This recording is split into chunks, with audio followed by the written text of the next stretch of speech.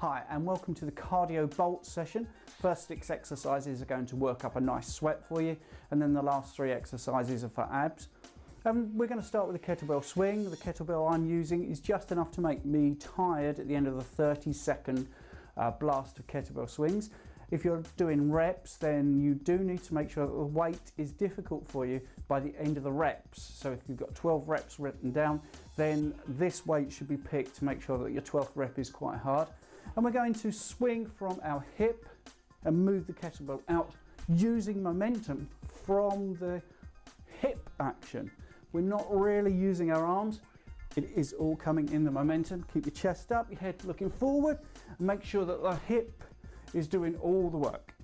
Hi, now we're going to do some jumping jacks. It's 40 seconds of work, 20 seconds of rest, 3 times over. So a jumping jack, start with your feet together, your hands together, and you're looking to jump. Sadly, I am in a converted garage, so the ceiling is a little bit low. Can't really jump as high as I'd like. But we want to make this jumping jack as athletic as possible, or as fast as possible as well. Really get a sweat going. Make sure that your heart rate is increased. If you need to take a rest, take a rest. Make sure you have enough water nearby in case you are getting a little bit thirsty. Okay, when you're doing a cardio session, you don't have to be on a treadmill or a row machine or running outside. You can still use weight. Squat, clean and press motion for 30 seconds, 3 times over with a 20-second rest in between.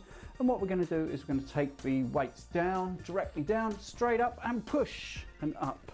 Nice and athletic as we do it. And you can do a 30-second blast of this, and I can assure you this will raise your heart rate and really get the whole body working. During our cardio sessions, one of the things we like to pride ourselves on is making sure that everybody has access to the equipment that is suggested in the workout plan, or they have alternatives. So the next 3 exercises on the workout plan are to do a treadmill, a stationary bike, and also a cross trainer. But you may not have that at home if you're working out at home. So what are your alternatives? Well, you could get yourself a nice skipping rope, and you can do some skipping. Now I'm in a converted garage, but if you do want to try skipping, then that's fine. The reason I say about the garage is maybe the rope will hit the ceiling. But you're just looking at a gentle, just skipping like that. You can do that. If you don't have a rope, then the rope isn't essential for jump rope exercises. So you could do 5 minutes of jump rope without a jump rope. So that would just be doing this. Okay. You can also run in place once you've done the jump rope for 5 minutes. You could then run in place. You could bring in high knees if you wanted to. Basically anything that's going to get your heart rate going and give you a long period of cardio work, that would be fantastic. Okay, and then once you've done your cardio blast, either on the bike, running, jump rope, then we're going to move on to doing some ab work. As with all of our programs and all of our sessions, we try to include some work on abs, and most of our core work is done on the floor.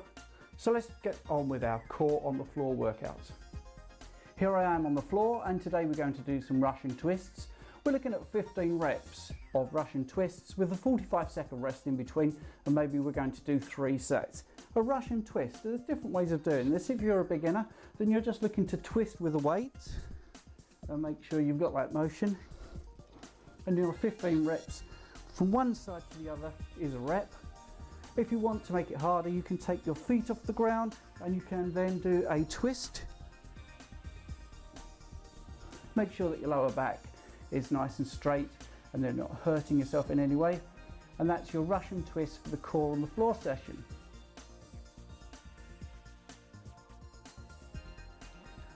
Another great core exercise is the downward wood chop. Now this is again something that you might find difficult to do at home. If you're in a gym, then you will find a cable machine. I would suggest looking at resistance bands, which can give you a lot of flexibility. Sometimes they're not perfect for what we're trying to do, but you could get the downward motion of a wood chop by using a resistance band which is just secured somewhere above you, and that will give you the motion that we're looking for. It depends how you actually affix the resistance band to the top. I don't know if we'll be able to get this in camera, but you can secure it this way and just make sure that you have a nice piece of tension to make sure that you can do your wood chop. That's the first thing you could do. You can also do this with weights. It's not as effective as having a cable, but you can simply just reach up and then reach down with the dumbbell